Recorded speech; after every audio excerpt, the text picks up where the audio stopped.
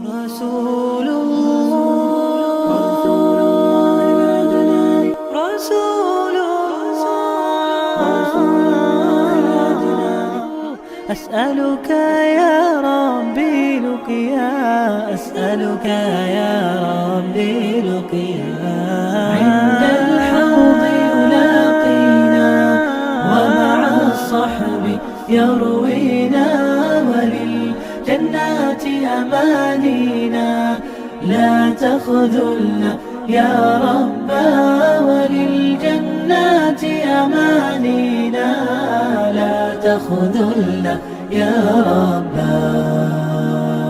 صلی اللہ علیہ وسلم۔ بسم اللہ الرحمن الرحیم نحمدہ ونصلی علی رسول الکریم اما بعد قال رب اشرح لی صدری ویسر لی امری واحلل عقدۃ من لسانی یفقہوا قولی اللہم انی اسألک علما نافعا وعملا متقبلا ورزقا طیبا اللہم صلی علی محمد کلما ذکرہ الذاکرون وکلما غفل عن ذکرہ الغافلون۔ عزیز سامعین، السلام علیکم ورحمۃ اللہ وبرکاتہ۔ آج ہمارا یہ آخری ایپیسوڈ ہے۔ اللہ کا بہت شکر ہے کہ ہم اس کو کر پائے۔ جو لوگ پیچھے رہ گئے، نہیں سن پائے، وہ بعد میں بھی اپنا پورا کر سکتے ہیں، اسے آپ کمپلیٹ کر لیجئے۔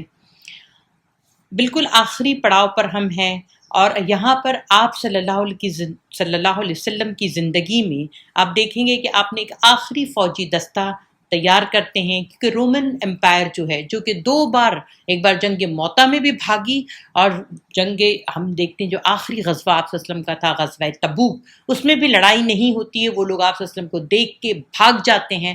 آپ صلی اللہ علیہ وسلم کا رعب تمام غسانیوں پر اور اعرابیوں پر پڑتا ہے، لیکن جنگ کوئی نہیں ہوتی، وہ بھاگ جاتے ہیں۔ لیکن پھر وہ سوچتے ہیں، پلان کرتے ہیں، اور دین سے اتنی نفرت کرتے ہیں، تو وہ چاہتے ہیں کہ ہم واپس سے کیا کریں، بزدل ہوتے ہیں، اس لیے پھر سے کوشش کر رہے ہیں کہ کس طرح سے ہم ٹکرائیں۔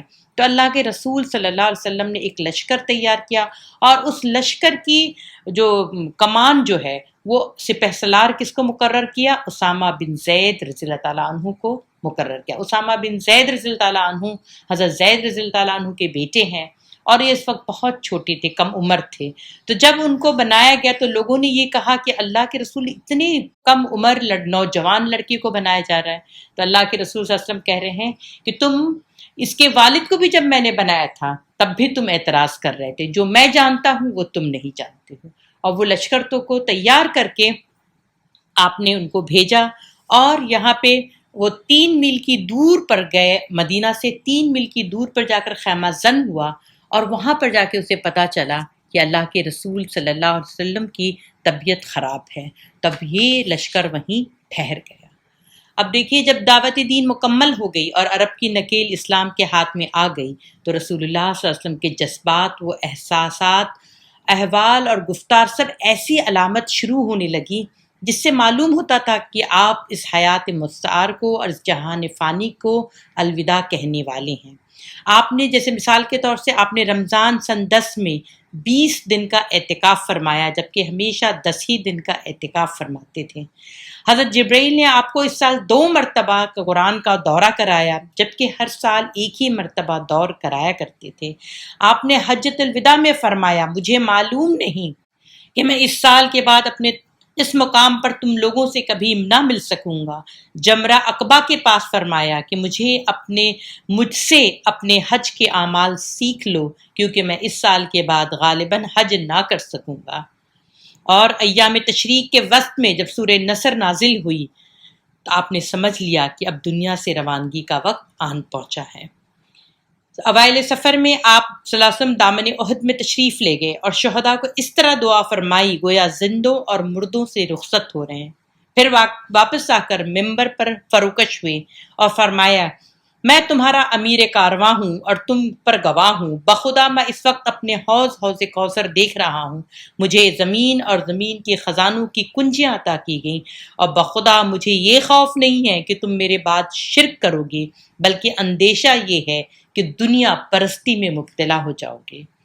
ایک روز نصف رات کو آپ بقیع تشریف لے گئے اور اہل بقیع کے لیے دعائے مغفرت کی اور فرمایا اے قبر والو تم پر سلام، لوگ جس حال میں ہیں اس کے مقابلے میں تمہیں وہ حال مبارک ہو جس میں تم ہو۔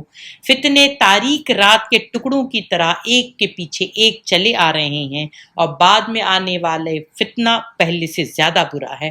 اس کے بعد یہ کہہ کر اہل قبور کو بشارت دی کہ ہم بھی تم سے آ ملنے والے ہیں۔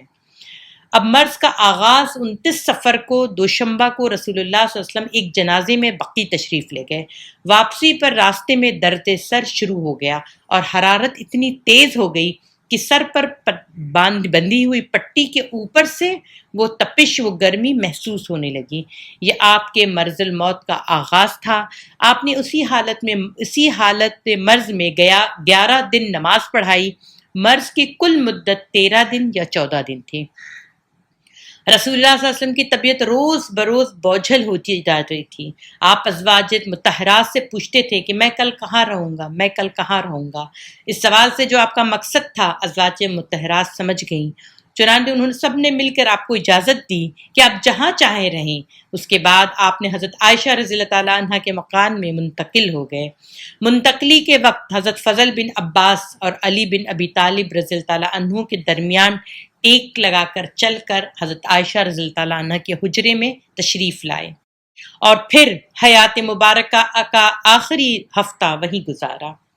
حضرت عائشہ رضی اللہ تعالیٰ عنہ معوذتین اور رسول اللہ صلی اللہ علیہ وسلم سے حفظ کی ہوئی دعائیں پڑھ کر آپ پر دم کرتی اور برکت کی امید میں آپ کا ہاتھ آپ کے جسم مبارک پر پھیرتی رہتی۔ وفات سے 5 دن پہلے بدھ کی جسم کی حرارت میں مزید شدت آ گئی، جس کی وجہ سے تکلیف بھی بڑھ گئی اور غشی طاری ہو گئی۔ آپ نے فرمایا مجھے مختلف کنوؤں کے 7 مشکیزیں پانی لا کر میرے جسم پر بہاؤ، لوگوں کے پاس جا کر وصیت کر سکوں۔ اس کی تکمیل کرتے ہوئے آپ کو ایک لگن میں بٹھایا گیا اور آپ کے اوپر اتنا پانی ڈالا کہ آپ بس بس کہنے لگے۔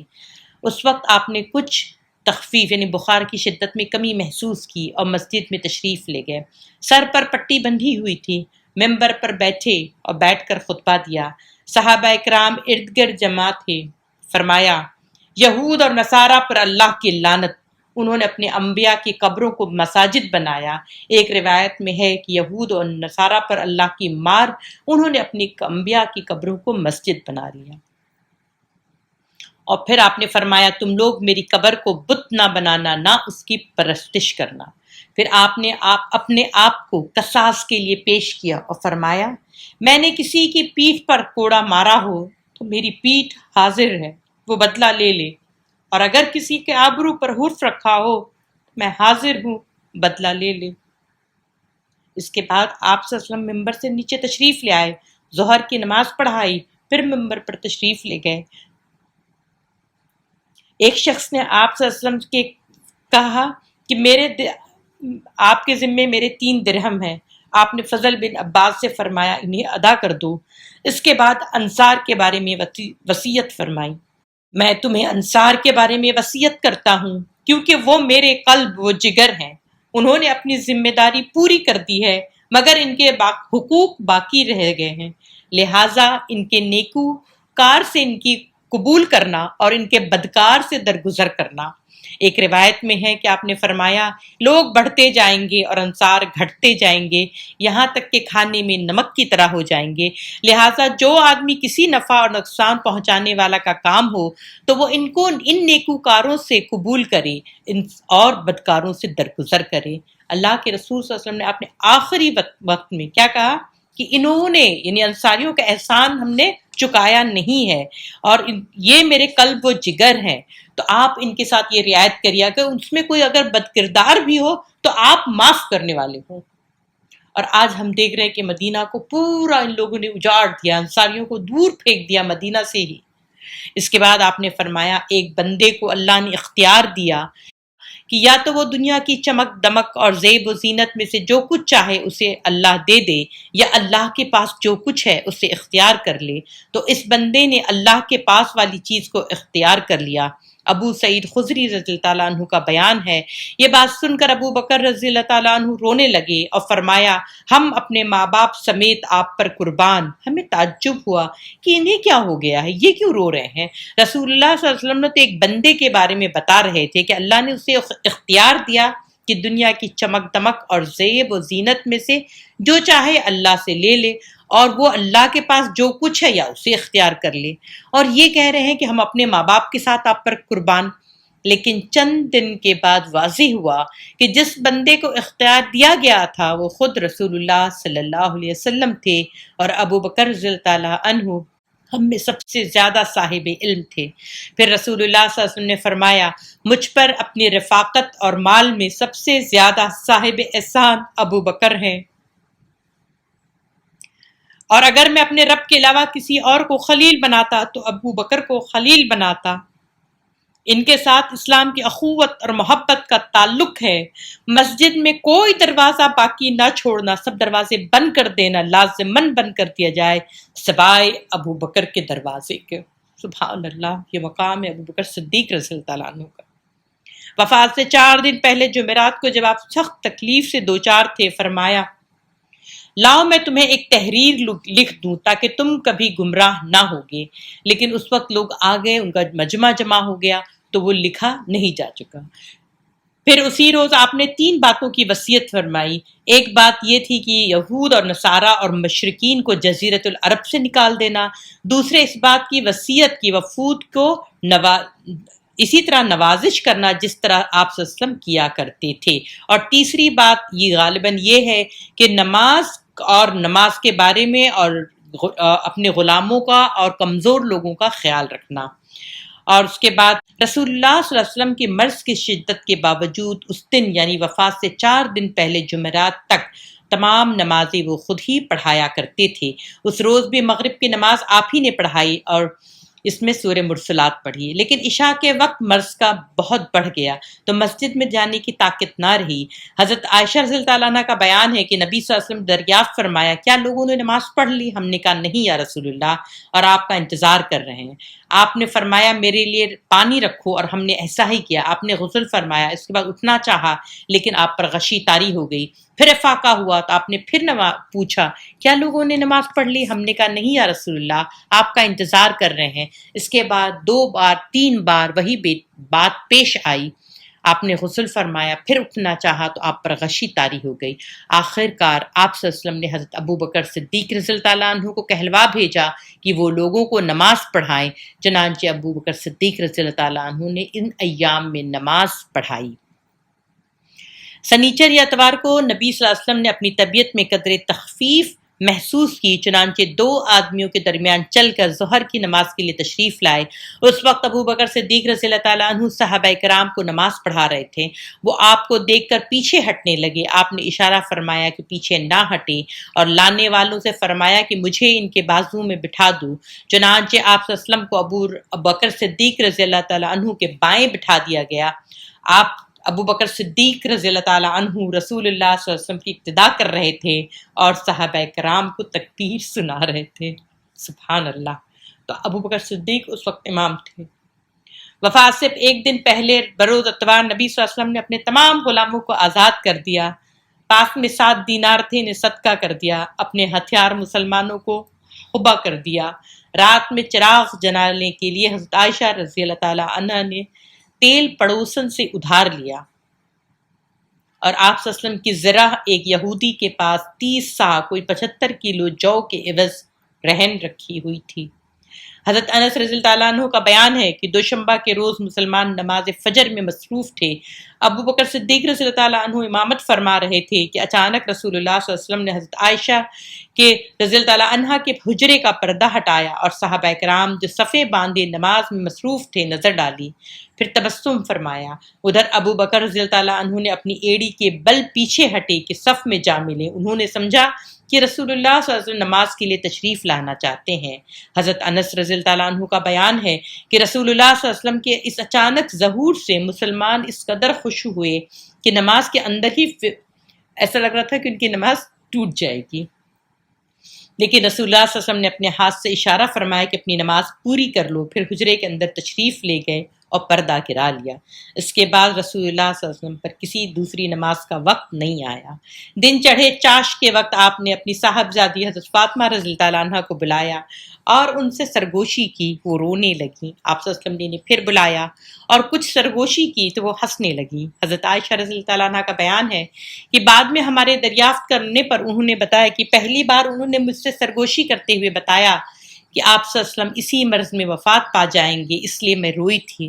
پھر آپ نے مجھ سے سرگوشی کرتے ہوئے بتایا کہ آپ صلی اللہ علیہ وسلم کے اہل و عیال میں سب سے پہلے حضرت فاطمہ یعنی میں آپ کے پیچھے جاؤں گی۔ اس پر میں ہنسی۔ نبی صلی اللہ علیہ وسلم نے حضرت فاطمہ کو یہ بھی بشارت دی کہ آپ ساری خواتین عالم کی سیدہ ہیں، یعنی سردار ہیں۔ اس وقت رسول اللہ صلی اللہ علیہ وسلم جس شدید کرب سے دوچار تھے اسے دیکھ کر حضرت فاطمہ بے ساختہ پکار اٹھیں، ہائے ابا جان کی تکلیف۔ آپ نے فرمایا تمہارے ابا پر آج کے بعد کوئی تکلیف نہ ہوگی۔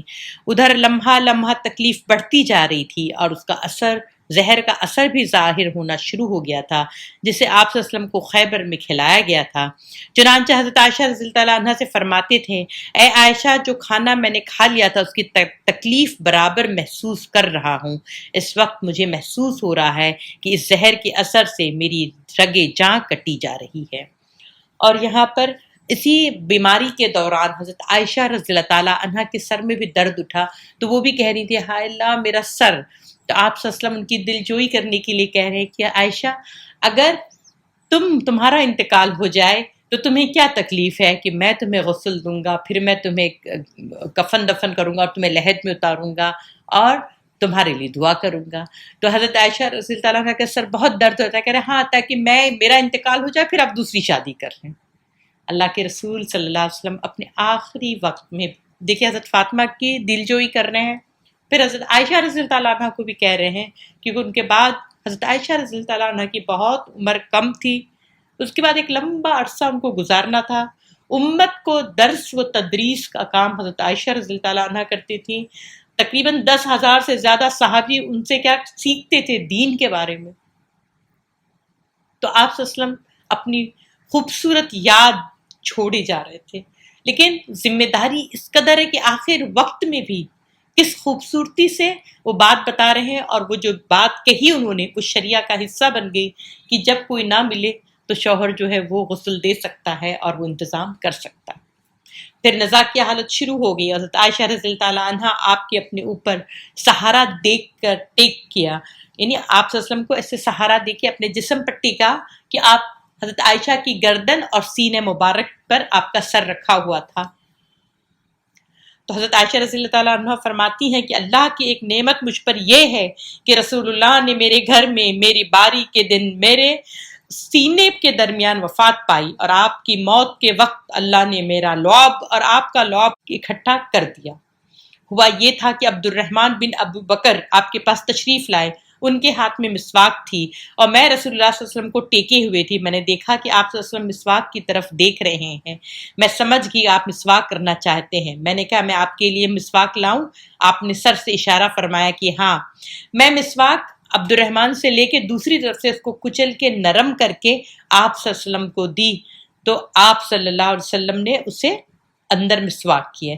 تو آپ نے نہایت اچھی طرح سے مسواک کی۔ آپ کے سامنے کٹورے میں پانی تھا، آپ پانی دونوں ہاتھ ڈال کر چہرہ پوچھتے جاتے تھے اور فرماتے جاتے تھے، لا الہ الا اللہ، لا الہ الا اللہ، اللہ کے سوا کوئی معبود نہیں۔ مسواک سے فارغ ہوتے ہی آپ نے ہاتھ یا انگلی اٹھائی، نگاہ چھت کی طرف بلند کی اور دونوں ہونٹوں کو کچھ حرکت ہوئی۔ حضرت عائشہ رضی اللہ تعالیٰ عنہ کان لگایا تو آپ فرما رہے تھے، ان انبیاء، صدیقین، شہداء اور صالحین کے ہمراہ جنہیں تو نے انعام سے نوازا ہے، اے اللہ مجھے بخش دے، مجھ پر رحم کر اور مجھے رفیق اعلیٰ میں پہنچا دے۔ اللہم اغفر لی ورحمنی والحقنی بالرفیق اعلیٰ۔ آخری فقرہ 3 بار دہرایا، اس وقت ہاتھ جھک گیا اور آپ صلی اللہ علیہ وسلم رفیق اعلیٰ سے جا ملے۔ انا للہ و انا الیہ راجعون۔ یہ واقعہ 12 ربیع الاول دوشنبہ کو چاشت کے وقت پیش آیا۔ اس وقت نبی صلی اللہ علیہ وسلم کی عمر 63 سال 4 دن ہو چکی تھی۔ اس حادثہ کی خبر فوراً پھیل گئی، اہل مدینہ پر غم ٹوٹ پڑا۔ ہر طرف سے ان سے لگ رہا تھا اندھیرا چھا گیا۔ حضرت انس رضی اللہ عنہ کا بیان ہے کہ جس دن رسول اللہ صلی اللہ علیہ وسلم ہمارے ماں تشریف لائے اس سے بہتر تابناک دن میں نے کبھی نہیں دیکھا، اور جس دن رسول اللہ صلی اللہ علیہ وسلم نے وفات پائی اس سے زیادہ قبیح اور تاریک دن میں نے کبھی نہیں دیکھا۔ حضرت فاطمہ فرماتی ہیں، ہائے ابا جان جنہوں نے پروردگار کی پکار پر لبیک کہا، ابا جان جن کا ٹھکانہ جنت الفردوس ہے، ہائے ابا جان ہم جبرائیل کو آپ کی موت کی خبر دیتے ہیں۔ وفات کی خبر سن کر عمر رضی اللہ تعالیٰ عنہ کے ہوش تو جیسے جاتے رہے، کیونکہ آپ صلی اللہ علیہ وسلم سے بہت شدت کی محبت تھی حضرت عمر رضی اللہ تعالیٰ، تو وہ نا سیدھے طریقے سے سوچ ہی نہیں پا رہے تھے۔ تو جب کسی نے بتایا کہ ان کی موت ہو گئی ہے تو وہ اس کو لے ہی نہیں پا رہے تھے۔ جب کسی نے کہنا شروع کیا کہ آپ صلی اللہ علیہ وسلم کے نا وفات ہو گئی تو وہ کہہ رہے کہ تم منافق ہو گئے ہو، اور آپ اپنی تلوار لے کر کھڑے ہو گئے اور کہا کہ اللہ کے رسول اپنے رب کے پاس تشریف لے گئے ہیں، جس طرح موسیٰ بن عمران علیہ السلام تشریف لے گئے تھے اور اپنی قوم سے 40 رات غائب رہ کر ان کے پاس پھر واپس آئے تھے، اسی طرح سے ہمارا رسول بھی ہمارے پاس واپس آئے گا۔ خدا کی قسم رسول اللہ پھر ضرور پلٹ کے آئیں گے اور ان لوگوں کے ہاتھ پاؤں کاٹ ڈالیں گے جو سمجھتے ہیں کہ آپ صلی اللہ علیہ وسلم کی موت ہو گئی، وہ برداشت نہیں کر پا رہے تھے۔ حضرت ابو بکر صدیق رضی اللہ عنہ کہیں باہر تھے، وہ جب واپس آئے اپنے گھر سے گھوڑے پر سوار ہو کر واپس تشریف لائے، اتر کر مسجد نبوی میں داخل ہوئے، پھر لوگوں سے بات کیے بغیر سیدھے حضرت عائشہ رضی اللہ عنہ کے پاس گئے اور رسول اللہ صلی اللہ علیہ وسلم کے جسد مبارک کو جو دھاردار یمنی چادر سے ڈھکا ہوا تھا، آپ ابو بکر صدیق نے رخ انوار سے چادر ہٹائی اور اسے چوما اور روئے، پھر فرمائے میرے ماں باپ آپ پر قربان، اللہ آپ پر 2 موت جمع نہیں کرے گا، جو موت آپ پر لکھ دی گئی تھی وہ آپ کو آ چکی۔ اس کے بعد ابو بکر صدیق رضی اللہ عنہ باہر تشریف لائے، اس وقت بھی حضرت عمر رضی اللہ عنہ لوگوں سے بات کر رہے تھے۔ حضرت ابو بکر صدیق رضی اللہ عنہ سے کہا کہ عمر بیٹھ جاؤ، حضرت عمر بیٹھنے سے انکار کر دیا، تو ابو بکر صدیق نے حکمت عملی سے کام لیتے ان کو چھوڑ کر اور مجمع سے خطاب کیا اور انہوں نے فرمایا اما بعد من کان منکم یعبد محمد صلی اللہ علیہ وسلم فإن محمد قد ماتا ومن کان منکم یعبد اللہ فإن اللہ حتی لا یموت قال اللہ وما محمد الا رسول قد خلت من قبلہ الرسل۔ اما بعد تم میں سے جو شخص محمد صلی اللہ علیہ وسلم کی پوجا کرتا تھا تو وہ جان لے کہ محمد صلی اللہ علیہ وسلم کی موت واقع ہو چکی ہے، اور تم میں سے جو شخص اللہ کی عبادت کرتا تھا تو یقیناً اللہ ہمیشہ زندہ رہنے والا ہے، کبھی نہیں مرے گا۔ اور اللہ کا ارشاد ہے قرآن مجید میں کہ محمد نہیں ہے مگر رسول، ان سے پہلے بھی بہت سے رسول گزر چکے ہیں، تو کیا اگر ان کی موت واقع ہو جائے یا وہ قتل کر دیے جائے تو تم لوگ اپنی ایڑی کے بل پلٹ جاؤ گے؟ اور جو شخص اپنی ایڑی کے بل پلٹ جائے تو یاد رکھے کہ وہ اللہ کا کچھ نقصان نہیں پہنچا سکتا، اور عنقریب اللہ شکر کرنے والوں کو جزا دے گا۔ صحابہ کرام جو اب تک فرط غم سے حیران اور پریشان تھے، ابو بکر صدیق رضی اللہ عنہ کا خطاب سن کر یقین آ گیا، اور حضرت ابن عباس کا بیان ہے کہ واللہ ایسا لگتا تھا گویا لوگوں نے جانا ہی نہیں تھا کہ یہ آیت نازل ہوئی ہے۔ اور حضرت عمر رضی اللہ عنہ نے فرمایا کہ جب میں نے ابو بکر صدیق کو تلاوت کرتے ہوئے سنا تو میں خاک آلود ہو کر رہ گیا، یا میری پیٹھ ٹوٹ کر رہ گئی کہ میرا پاؤں مجھے اپنا وزن نہیں اٹھا پا رہا تھا اور میں بے ہوش ہو کر گر گیا۔ یہ تھے حضرت عمر رضی اللہ عنہ کی محبت۔ ادھر پھر تجہیز اور تکفین اور تدفین جب ہوتی ہے تو نبی صلی اللہ علیہ وسلم کی تجہیز اور تکفین سے پہلے آپ کی جانشینی کے معاملے میں اختلاف پڑ گیا۔ مہاجرین و انصار کے درمیان بحث و مناقشہ ہوا، حجت ہوئی، سوال و جواب ہوا، بالآخر حضرت ابو بکر صدیق رضی اللہ تعالیٰ عنہ کے خلافت پر اتفاق ہوا۔ وہ بھی ایسے کہ عمر رضی اللہ تعالیٰ عنہ سارے بحث و مباحثے کو دیکھ رہے تھے، انہوں نے ابو بکر صدیق سے فرمایا آپ ہاتھ آگے بڑھائیں۔ جیسے انہوں نے آگے بڑھایا انہوں نے سب سے پہلے اپنا ہاتھ رکھا کہ میں نے آپ کو اپنا خلیفہ اول ہے آپ، اور یہ کہہ کر جب بیعت کر دی تھی لوگ پیچھے آ کے جو بیعت ہونا شروع ہو گئی ابو بکر صدیق رضی اللہ تعالیٰ عنہ کے ہاتھ پر۔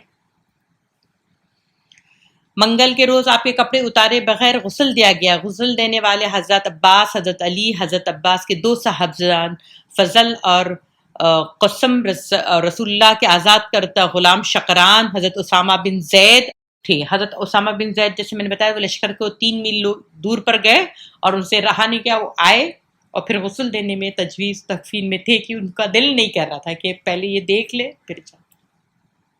اس کے بعد آپ کو 3 سفید یمنی چادروں میں کفنایا گیا، ان میں کرتا اور پگڑی نہ تھی، بس آپ صلی اللہ علیہ وسلم کے چادروں سے ہی لپیٹ دیا گیا۔ آپ کی آخری آرام گاہ کے بارے میں بھی صحابہ اکرام میں رائے مختلف تھیں، لیکن ابو بکر صدیق رضی اللہ تعالیٰ عنہ نے فرمایا، میں نے رسول اللہ کو یہ فرماتے ہوئے سنا ہے کہ کوئی نبی بھی نہیں اٹھایا گیا مگر اس کی تدفین وہیں ہوئی جہاں اٹھایا گیا تھا۔ اس فیصلے کے بعد ابو طلحہ رضی اللہ تعالیٰ عنہ نے آپ کا وہ بستر اٹھایا جس پر آپ کی وفات ہوئی تھی اور اسی کے نیچے قبر کھودی۔ قبر لحد والی بغل سے کھودی گئی تھی۔ اس کے بعد باری باری 10 صحابہ کرام نے حجرے میں تشریف ہو کر نماز جنازہ پڑھی۔ کوئی امام نہ تھا۔ سب سے پہلے آپ کے خاندان بنو ہاشم نے نماز جنازہ پڑھی، پھر مہاجرین، پھر انصار، پھر مردوں کے بعد تمام صحابہ، پھر عورتوں نے اور بچوں نے صحابیات نے، عورتوں نے اور بچوں نے نماز پڑھی۔ نماز جنازہ پڑھنے میں منگل کا پورا دن گزر گیا اور چہارشنبہ بدھ کی رات آ گئی، اور رات میں آپ کے جسد پاک کو سپرد خاک کیا گیا۔ یہ تھے اللہ کے رسول صلی اللہ علیہ وسلم کی حیات طیبہ۔ ان کی حیات طیبہ کے بارے میں ساری دنیا گواہی دیتی ہے، لیکن ایک گواہی میں آپ کے سامنے لا رہی ہوں کہ پوری زندگی کو ایک نٹ شیل میں، ایک چھوٹے سے اس میں آپ سن لیجئے کہ جب آپ کا ظہور ہوا تو عرب ایک ریگستان کے سوا کچھ بھی نہیں تھا۔ اس بے آب و گیا اور تہی دامن ریگستان میں حضرت محمد صلی اللہ علیہ وسلم کی زبردست روحانی طاقت نے ایک نئی دنیا کی تعمیر کی، ایک نئی زندگی، ایک نئی تہذیب، ایک نئی ثقافت، ایک نئی مملکت جس کی سرحدیں مراکش سے جزائر ہند تک پھیلی ہوئی تھیں اور جس نے 3 بر اعظموں ایشیا، افریقہ اور یورپ کے انداز فکر اور زندگی کو متاثر کیا۔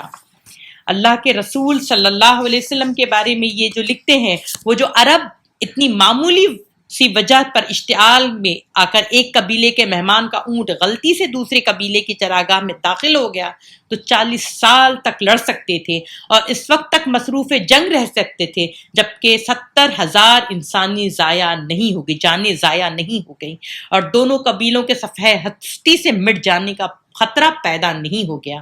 انہی خونخوار عربوں کے بیچ پیغمبر اسلام نے اس حد تک ضبط نفس اور ضبط پسندی یعنی ضابطہ پسندی ڈسپلن سکھایا کہ وہ میدان جنگ میں بھی نماز ادا کرتے تھے۔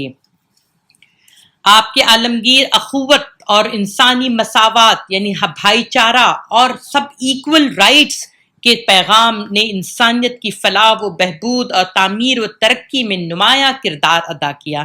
تمام بڑے مذاہب ان اصولوں کی تعلیم دی، لیکن پیغمبر اسلام نے اس پر عمل کر کے دکھایا۔ اس کی اہمیت غالباً کچھ عرصے بعد اب جا کے محسوس زیادہ ہوگی جب بین الاقوامی شعور بیدار ہوگا، یعنی بین الاقوامی انٹرنیشنلی یہ شعور یہ بیدار ہوگا کہ نسلی تعصبات ختم ہو جائیں گے اور ایک عالمگیر یونیورسل برادری کا تصور وجود میں آئے گا۔ شاید اسی نسلی تفاخر اور جاہلی پندار کے جواب میں آپ نے خطبہ دیا اور ارشاد فرمایا، تمام تعریف اور شکر اللہ کے لیے جس نے ہمیں عہد جاہلیت کے تمام برائیوں اور بے جا غرور سے نجات عطا فرمائی۔ اے لوگو، جان لو کہ تمام انسان 2 گروہوں میں تقسیم ہے، پرہیزگار اللہ سے ڈرنے والے یعنی متقی، یہ لوگ اللہ کے نزدیک معزز ہیں، دوسرے نافرمان سرکش جو اللہ کی نظر میں مقہور و مبغوض ہیں، ورنہ تمام انسان آدم کی اولاد ہے اور آدم کو اللہ نے مٹی سے پیدا کیا ہے۔ اور قرآن میں اللہ فرماتا ہے کہ اے انسانوں، بے شک ہم نے تمہیں ایک مرد اور ایک جوڑے سے پیدا کیا، تمہارے قبیلے اور قومیں بنائی تاکہ تم ایک دوسرے کو پہچان سکو۔ بلا شبہ اللہ کے نزدیک تم میں سب سے زیادہ افضل وہ ہے جو سب سے زیادہ پرہیزگار، متقی ہے اور خدا سے ڈرنے والا ہے۔ ایک مورخ کہتا ہے کہ کسی عظیم انسان کی عظمت کرنے کے لیے 3 چیزیں ضرورت ہوتی ہیں، اور وہ یہ ہے کہ سب سے پہلے وہ اپنے معاصرین کے نظر میں، اپنے آس پاس کے لوگوں میں اور اپنے گھر کے لوگوں میں کس کردار کا مالک تھا، اعلیٰ کردار کا مالک تھا؟ کیا وہ اپنے وقت کے مقررہ معیار سے بلند تھا؟ تو یہ تمام دنیا کے لیے پیچھے ایک لازوال کیا ورثہ چھوڑ کر گیا۔ اگر تینوں بات آپ دیکھیں تو تاریخ گواہ ہے کہ حضرت محمد صلی اللہ علیہ وسلم کے تمام معاصرین، خواہ دوست ہوں یا دشمن ہوں، زندگی کے ہر شعبے انسانی سرگرمیوں کے ہر میدان میں پیغمبر اسلام کی اعلیٰ خوبیوں، ان کی بے داغ ایمانداری، اخلاقی اوصاف، بے پناہ خلوص اور شبہ سے بالا تر امانت و دیانت کے معترف تھے۔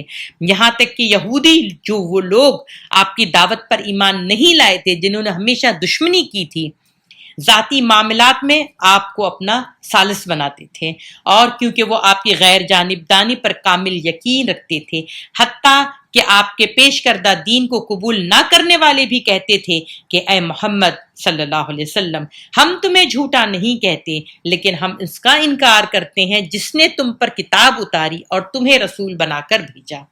آپ کے قریب ترین رشتہ دار، آپ کے محبوب چچیرے بھائی، آپ کے جگری دوست جو آپ کو بہت قریب سے جانتے تھے، آپ صلی اللہ علیہ وسلم کے پیغام کی صداقت دل و جان سے معترف تھے اور آپ کے دعوے نبوت کو برحق سمجھتے تھے۔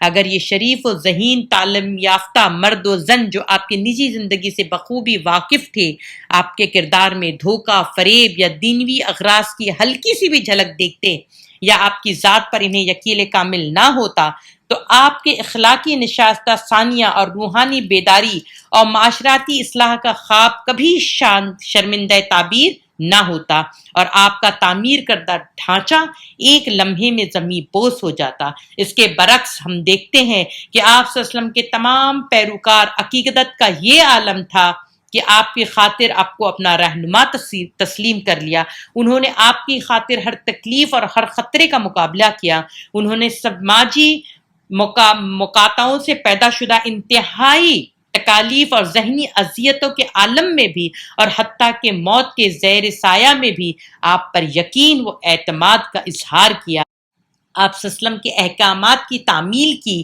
اور آپ صلی اللہ علیہ وسلم کی تعظیم و تکریم میں فرق نہ آنے دیا۔ یہ سب کچھ ممکن تھا اگر انہیں اپنے رہنما کی راست بازی پر ہلکا سا بھی شبہ ہوتا۔ تو یہ تھے آپ صلی اللہ علیہ وسلم کا کیریکٹر۔ آپ فتح مکہ کے بعد جو ورثہ انہوں نے چھوڑا ہے، دیکھیے، فتح مکہ کے بعد 10,000 مربع میل سے بھی زیادہ زمین آپ کے قدموں تلے تھی۔ عرب کے بے تاج بادشاہ ہوتے ہوئے بھی آپ صلی اللہ علیہ وسلم نے اپنے جوتے خود گانٹھے، اپنے کپڑوں میں پیوند خود لگائے، بکریوں کا دودھ اپنے ہاتھوں سے دوہتے، گھر میں خود جھاڑو لگاتے، چولہا جلاتے، اور ادنا سے ادنا گھریلو کام خود انجام دیتے۔ پورا مدینہ شہر جہاں آپ صلی اللہ علیہ وسلم قیام پذیر تھے، آپ کی زندگی کے آخری ایام میں دولت مند ہو گیا تھا۔ ہر جگہ سونے اور چاندی کی ریل پیل تھی، لیکن دولت کی فراوانی کے اس دور میں بھی شہنشاہ عرب کے گھر کئی دن تک چولہا نہیں چلتا تھا، اور آپ کے پاس پانی اور کھجور پر گزارا کرتے تھے۔ آپ کے اہل بیت کئی رات متواتر فاقے کرتے تھے، کیونکہ انہیں شام کا کھانا میسر نہیں ہوتا تھا۔ آپ دن بھر کی تھکا دینے والی مصروفیت کے بعد کسی نرم بستر پر آرام نہیں کرتے تھے، کھجور کی چٹائی آپ کا بچھونا ہوتی تھی۔ آپ صلی اللہ علیہ وسلم کی راتیں عبادت میں گزرتی تھیں، اور آپ صلی اللہ علیہ وسلم نے اپنے رب سے رو رو کر دعائیں مانگتے تھے، اور آپ کو اپنے فرائض ادا کرنے کی طاقت عطا فرمائے۔ کہا جاتا ہے کہ شدید گریہ رونے کی وجہ سے آپ کی آواز رند جاتی اور ایسا لگتا جیسے کوئی دیگچی آگ پر رکھی ہو۔ آپ صلی اللہ علیہ وسلم کے وصال کے دن آپ کا کل سرمایہ چند سکے تھے، جن میں سے کچھ قرض کی ادائیگی کے کام آئے اور باقی مستحق لوگوں میں تقسیم کر دیے گئے۔ جن کپڑوں میں آپ نے زندگی کے آخری سانس لیا، ان میں کئی پیوند لگے تھے۔ وہ گھر جسے پوری دنیا میں ہدایت کا نور پھیلایا اندھیرے میں ڈوبا ہوا تھا، کیونکہ دیا جلانے کے لیے تیل نہیں تھا، مگر دیوار پر 9 تلواریں لٹک رہی تھیں۔ آپ اپنی فوجی طاقت سے کبھی غفلت نہ برتی، اور یہ آپ صلی اللہ علیہ وسلم کے عملی کردار ہی تھا جس نے علمی مزاج کو جنم دیا، اور جس نے عام انسانی کاوشوں اور نام نہاد دنیاوی معاملات کو عزت و حرمت عطا کی۔ قرآن کہتا ہے خدا انسان کو اپنی بندگی کے لیے پیدا کیا ہے، لیکن بندگی کا لفظ اس کا جو وسیع مفہوم رکھتا ہے کہ خدا کی بندگی صرف عبادت تک نہیں ہے، بلکہ وہ ہر کام جو اللہ کی رضا حاصل کرنے کے لیے اور انسان کی فلاح کے لیے کیا جائے، اسی زمرے بندگی میں آتا ہے۔ اسلام نے زندگی اور اس کے متعلق تمام افعال و اعمال کو قابل تکریم قرار دیا، بشرطے کہ وہ ایمانداری، انصاف اور صدق نیت سے کیا جائے۔ اسلام نے مقدس اور غیر مقدس کے درمیان چلے آ رہے امتیاز کو ختم کیا۔ قرآن کہتا ہے اگر تم حلال چیزیں کھاتے ہو اور خدا کا شکر بجا لاتے ہو تو یہ بھی عبادت ہے۔ حضور صلی اللہ علیہ وسلم کا ارشاد ہے اگر کوئی شوہر اپنی بیوی کے منہ میں اپنے ہاتھ سے نوالا رکھتا ہے تو یہ بھی نیکی ہے، اللہ اس کو اجر دے گا۔ حدیث نبوی ہے کہ جو شخص اپنی دلی خواہشات کی تکمیل کرتا ہے اسے اللہ جزا دے گا، بشرطے کہ وہ اختیار کردہ طریقے جائز ہوں۔ ایک شخص جو آپ کا ارشاد سن رہا تھا حیرت سے پکار اٹھا، اے اللہ کے رسول، ایسا شخص جو اپنے جذبات کی تسکین کرتا ہے، اپنے نفس کی خواہشوں کو پورا کرتا ہے؟ آپ نے جواب دیا اگر وہ اپنی خواہشات کی تسکین کے لیے ناجائز طریقہ استعمال کرتا تو کیا اس کی سزا نہ ملتی؟ پھر اسے صحیح راستہ اختیار کرنے پر اجر کیوں نہ ملے؟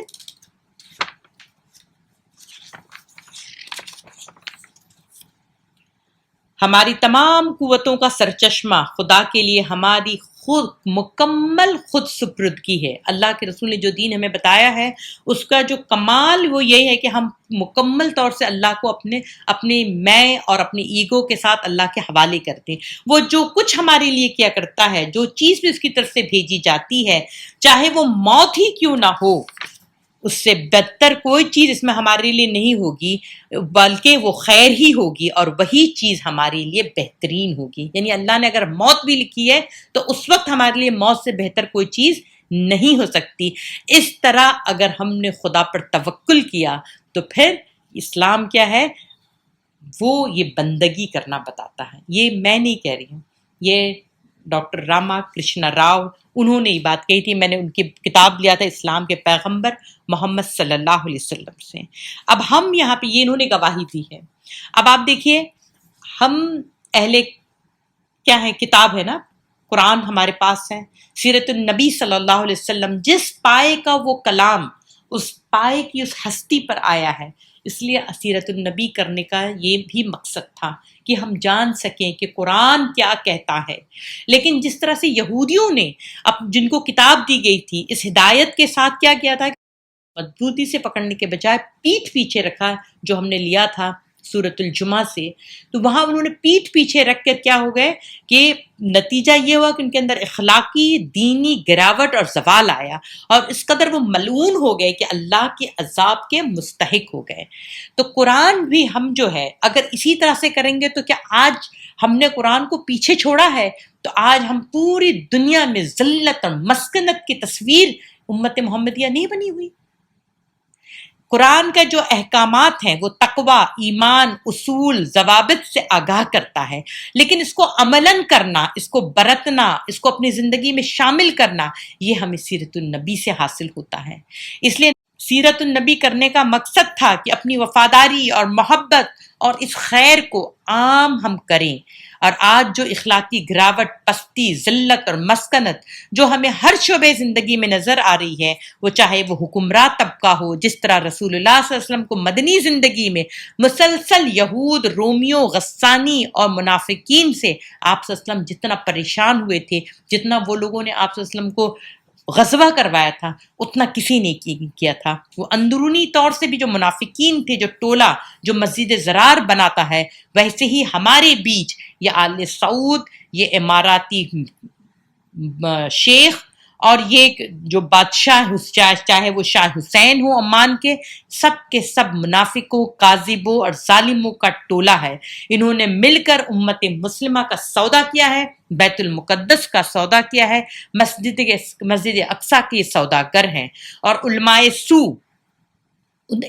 سو جو ہے امام کعبہ اور پورا ان کا پینل ان یہودی علماء کی طرح رنگ میں رنگے ہوئے ہیں جو ان حکمرانوں کی دلجوئی کرتے ہیں، ان کے من پسند ان کے بیانات دیتے ہیں اور دین کو توڑتے مروڑتے ہیں، اور وہ بات نہیں بتاتے جو بتانی چاہیے۔ اور ان کے لیے جو بے بس، جو غربا اور جو کمزور لوگ ہیں، ان کے لیے ان کے فتوے کچھ اور ہوتے ہیں۔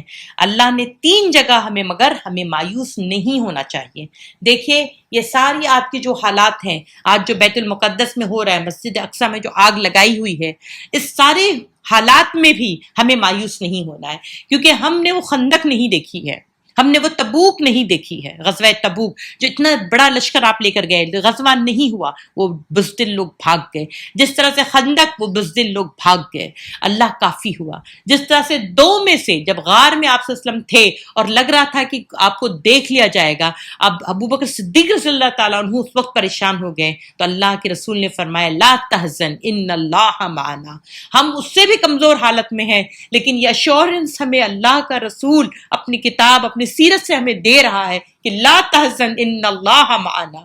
اگر ہم نے اس کو مضبوطی سے ایمانداری کے ساتھ پکڑا، کیونکہ اللہ سبحانہ تعالیٰ ایک دو جگہ نہیں 3 جگہ قرآن میں فرماتا ہے، سورہ توبہ میں، سورہ فتح میں، سورہ صف میں، کہ وہ اللہ ہی ہے جس نے اپنے رسول کو ہدایت اور دین حق کے ساتھ بھیجا تاکہ پورے جنس دین پر غالب کرے، سورہ توبہ.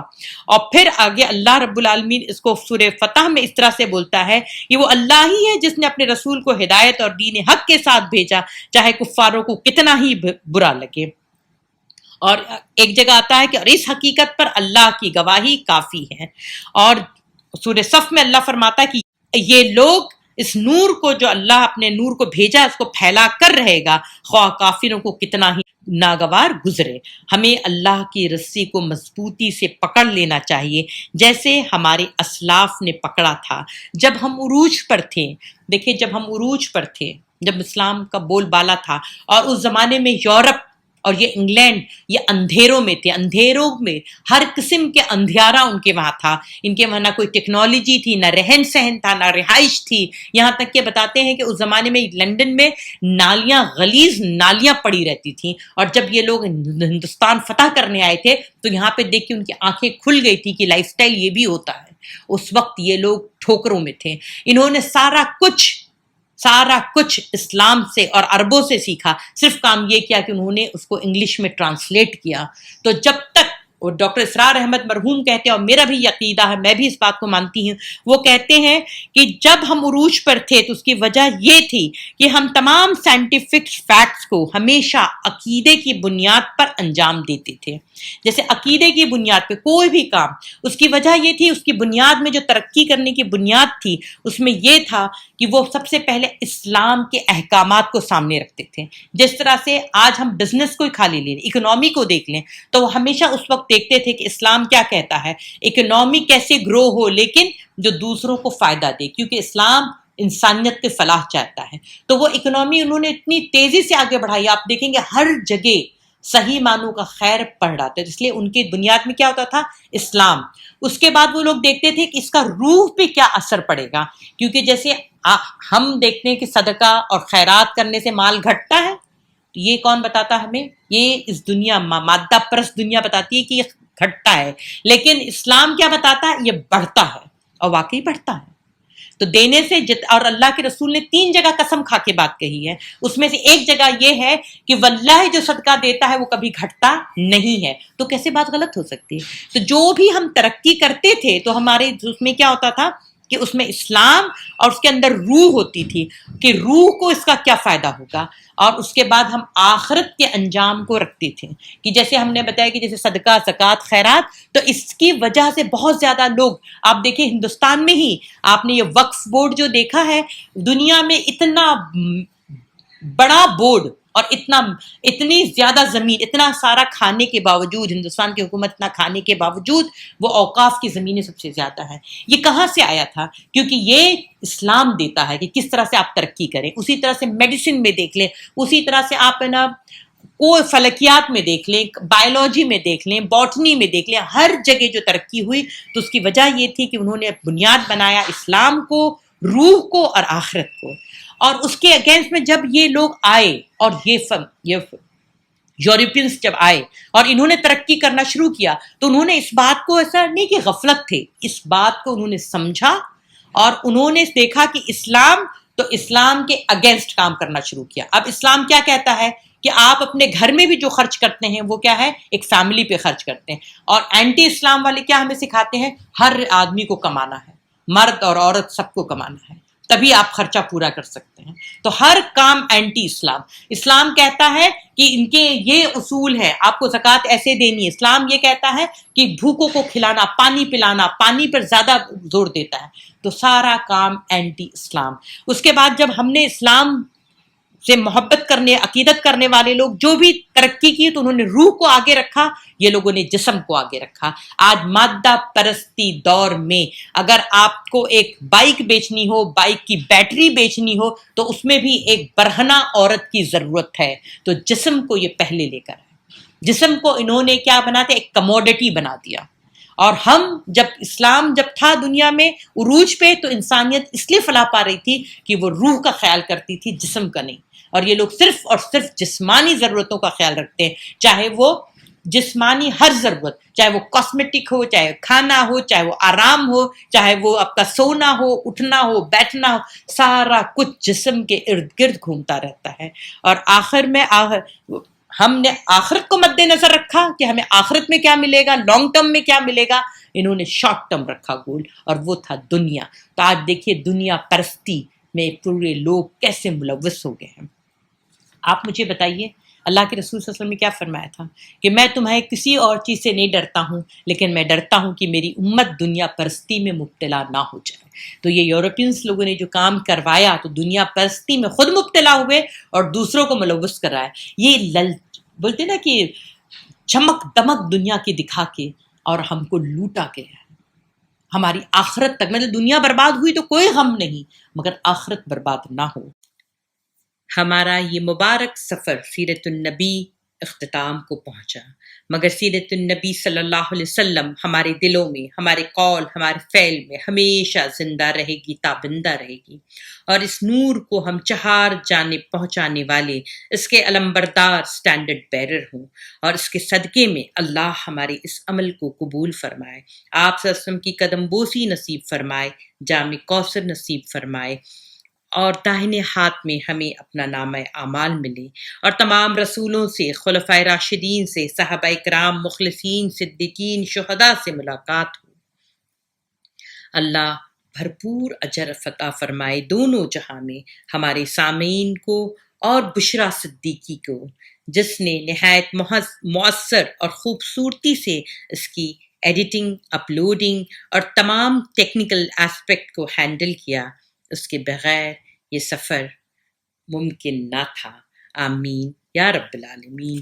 اللہم صل وسلم اشرف الصلاة والتسلیم علی حبیبک سیدنا و نبینا محمد و رسولک صاحب المقام المحمود الذی قلت فی حقہ عسى ان یبعثک ربک مقاما محمودا۔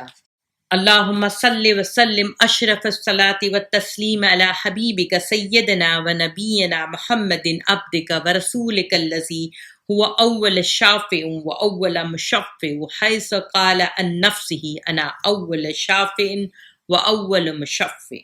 اللہم صل وسلم اشرف الصلاة والتسلیم علی حبیبک سیدنا و نبینا محمد عبدک و رسولک النبی الامی نبی الرحمت الذی قلت فی حقہ وما ارسلناک الا رحمت للعالمین۔ سید الآدم والفخر پر سلام، رحمت للعالمین پر سلام، خاتم النبیین پر سلام، انسانیت کے محسن اعظم پر سلام، امام الانبیاء پر سلام، صاحب القرآن پر سلام، اور عبداللہ کے در یتیم پر سلام۔ جزاک اللہ خیر، شکرا۔